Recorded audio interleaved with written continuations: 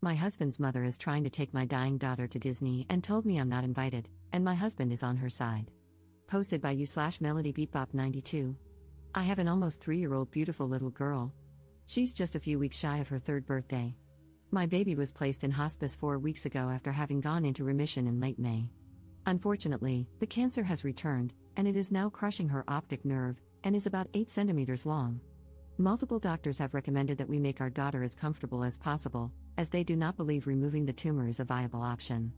I have so much to say regarding her diagnosis, but heartbroken will suffice for now. My husband and I have been making tons of memories with her over the past few weeks. We've included family in some of these moments, but we both feel that we want to spend as much time with our daughter as possible. My mother-in-law called me yesterday to tell me she had booked tickets, a hotel, and airfare for a trip next month. I thought it sounded fun until she said she was taking our toddler with her, just her, my daughter, and her husband. She did not invite my husband and me. My daughter isn't even 3 yet. She has never stayed overnight anywhere, and my mother-in-law wants to take her across the country for an entire week. I suggested that my husband and I both go so that our daughter would be comfortable and, for God's sake, in the event that she passes away, she can't be gone for a week. Her nurses are here. Her care is here. I suggested that we all go for a shorter amount of time. I came up with various alternatives, all of which were turned down. I should add that even if my daughter were not in hospice, I still would not be comfortable with our toddler being across the country for a week without her parents. My child being in hospice adds another layer of complexity to the situation. I told my mother-in-law that the decision she made without consulting us was a firm no. She called me a few names and hung up on me. She then called my husband, insulted me, and suggested she would fight for rights before my daughter passes away. I'm already grieving. My husband said we should acquiesce to his mother's trip to avoid drama, even though he agrees that our daughter is too young. But I want to spend time with her before the cancer takes her. She's too little. I said no for various reasons, not just to say no. Commenter. I'd suggest discussing it with your hospice doctor. There's no way they would condone this trip and would likely be glad to discuss it with your in-laws. Hospice employees tend to be highly focused on the patient's well-being and supporting the immediate family through what is one of the most difficult times they will face. Ops response. I told 2 of our hospice nurses, and they were both floored. They thought I was joking and were appalled when they realized I was serious. My husband even told one of the nurses, "Well, my mom has good intentions." My daughter's care team, including 3 doctors, does not recommend that we fly. They also do not recommend being away for that long without care. I asked them to document everything. It's been a crazy day, and I'm shocked I managed to eat 1 meal. Edit. Thank you to everyone who took the time to share their thoughts and insights. I appreciate the outpouring of messages, and I'm sorry I haven't had a chance to reply to them all. I wanted to add a few things. My mother-in-law lives in the same county as us, in the same city as my parents. It's only about a 20-minute drive without traffic. However, my in-laws have always been very adamant that we visit them, so I usually take my daughter over every other week for a few hours. Rarely do they ever come to our home. My parents, on the other hand, like to visit and always have. My daughter is much closer to my parents for this reason. Anytime my husband and I go on date nights, my parents come over and watch her because they like for her to be in her comfort zone. This was the case even before the cancer diagnosis. Since the diagnosis, we've been in and out of the hospital for weeks at a time. My parents have still been very much involved by helping in the form of dropping off meals, assisting with laundry, etc. I am very close to my family, and they have been respectful of our need for space during this time. I think my in-laws may be experiencing guilt because they haven't made much of an effort to visit us, see us, or accommodate us. It's always about what I, their daughter-in-law, can do for them. I have always felt like an incubator who's just there to facilitate a relationship between them and my child.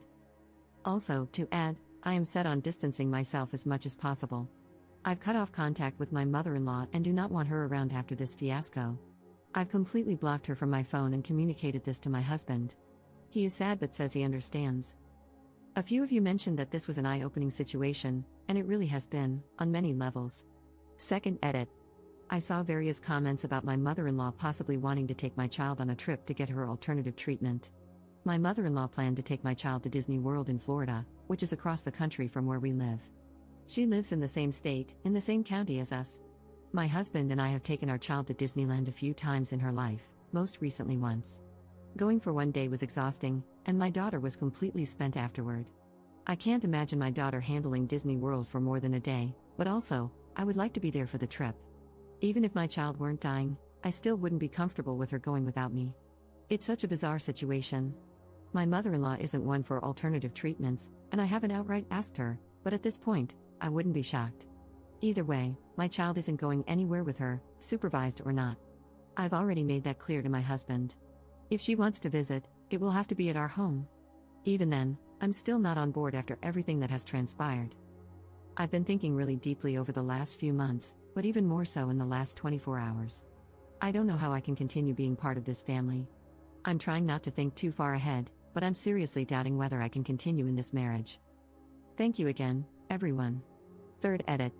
I'm really close with my family, specifically my mom and aunt.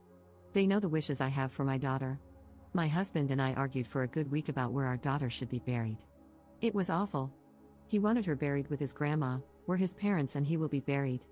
I wanted her buried at the cemetery where my grandparents are buried and where I plan to be buried.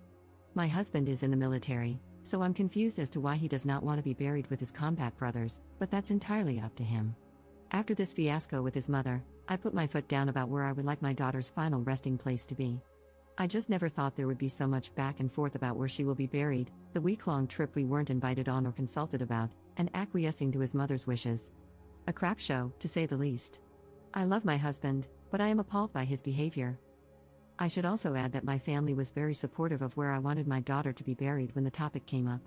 They even said she could be buried wherever we want because it's not their choice.